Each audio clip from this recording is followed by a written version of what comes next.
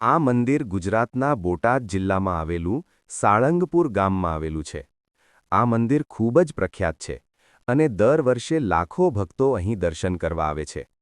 લોકો માનતા છે કે અહીં દર્શન કરવાથી દુઃખ, ભય અને નકારાત્મક શક્તિઓ દૂર થાય છે. તેથી હનુમાનજીને અહીં કષ્ટભંજન દેવ કહેવામાં આવે છે, એટલે કે કષ્ટ દૂર કરનાર ભગવાન. આ મંદિરનો ઇતિહાસ લગભગ 200 વર્ષથી પણ જૂનો માનવામાં આવે છે. સ્વામિનારાયણ સંપ્રદાયના મહાન સંત ગોપાલાનંદ સ્વામીએ આ મંદિરની સ્થાપના કરી હતી.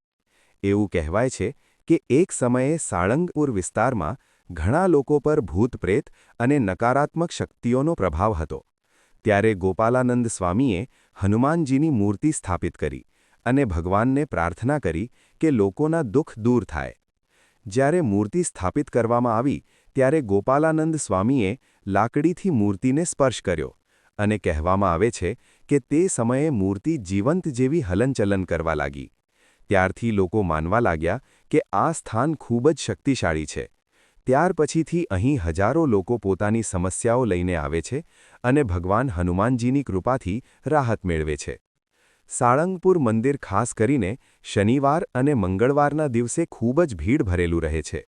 આ દિવસે ખાસ પૂજા અને આરતી થાય છે. ઘણા ભક્તો અહીં હનુમાન ચાલીસા અને સુંદરકાંડનો પાઠ કરે છે.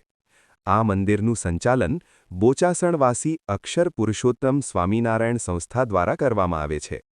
મંદિર ખૂબ જ સુંદર રીતે બનાવવામાં આવ્યું છે અને અહીં મોટી ધાર્મિક પ્રવૃત્તિઓ થાય છે. આજે સાળંગપુર હનુમાનજી મંદિર માત્ર ગુજરાતમાં જ નહીં પરંતુ સમગ્ર ભારત અને વિશ્વમાં પ્રસિદ્ધ છે. ઘણા લોકો દૂર દૂરથી અહીં ભગવાનના આશીર્વાદ લેવા આવે છે.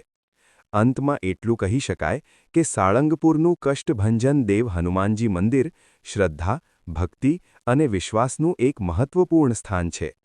અહીં આવતા દરેક ભક્તને શાંતિ અને આત્મિક શક્તિનો અનુભવ થાય છે. જય કષ્ટભંજન દેવ હનુમાનજી મહારાજ.